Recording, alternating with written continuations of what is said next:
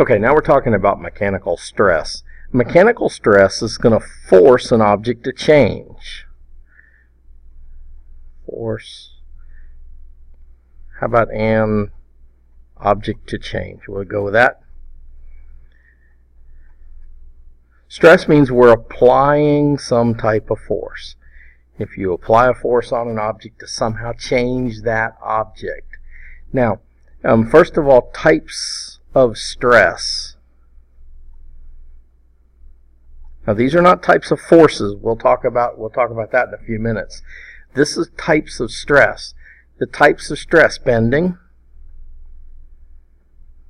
That's self-explanatory. I think you know from your everyday life.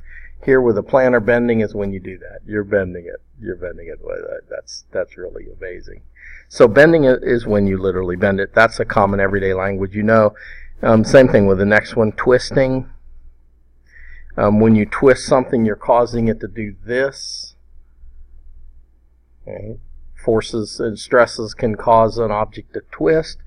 That's a little harder to draw, so I'm not even going to try it. But again, that's a common everyday word. Compression. Compression means you're pushing on both ends of something. You're applying a force there and you're applying a force there. You're trying to make it smaller and compress it. I can't do this. If I try and compress this, what's going to happen is it's going to bend. So sometimes they don't operate in a vacuum. One causes the other one. And the other one is tension. Tension essentially means tugging.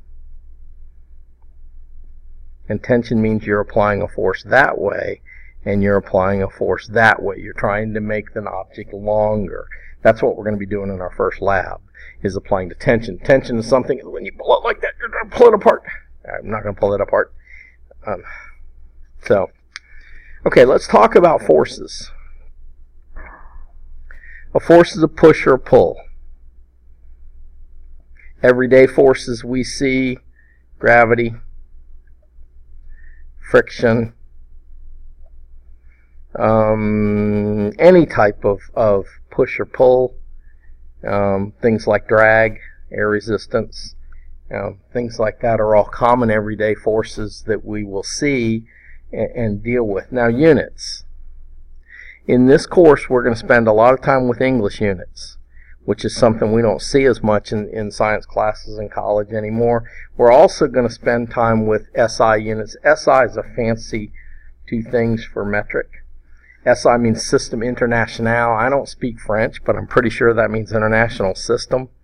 And again, the rest of the world uses metric. But there's enough stuff in our everyday stuff that's English. I think it's important to know both of them, and I'm going to test you on both of them.